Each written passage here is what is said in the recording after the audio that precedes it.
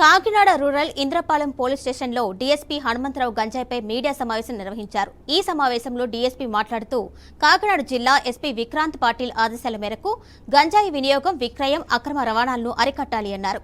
Kakinada rural చీడీగా గ్రామ శివార్లోని flyover సమీపంలో గంజాయి అమ్మకాలు జరుగుతున్నట్లు సమాచారం అందడంతో ఈ నెల 10న రైడ్ చేసి 6 వ్యక్తుల్ని అరెస్ట్ చేయడం జరిగింది అన్నారు. ఈ దాడుల్లో 7.6 కేజీల గంజాయి, 2 వాహనాలను సీజ్ చేయడం జరిగిందని తెలిపారు. ముగ్గురుపై గతంలో క్రిమినల్ కేసులు ఉన్నాయన్నారు.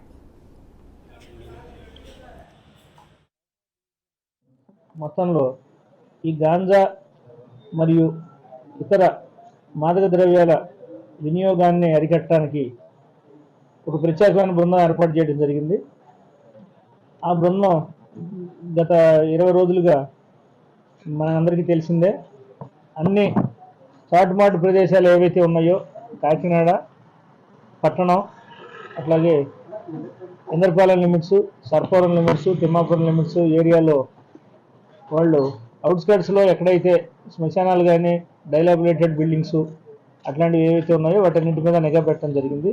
అందులో భాగంగానే ఈ బ్రిడ్జి కింద, ఇక్కడ చీడిగ బ్రిడ్జి కింద కాకినాడ రూరల్ మండలంలో ఖాళీ స్థలంలో ఒక 6 వ్యక్తులు కలిసి గంజాయి సేవిస్తూ ఉండడంతో వాళ్ళు ఆ సమాచారం మేరకు రూరల్ ఇన్స్పెక్టర్ గారు, అట్లాగే ఇంద్రపాలెం ఎస్ఐ గారు, సిసిఎస్ ఇన్స్పెక్టర్ గారు వీళ్ళందరూ బృందంతో రైడ్ చేయడం జరిగింది.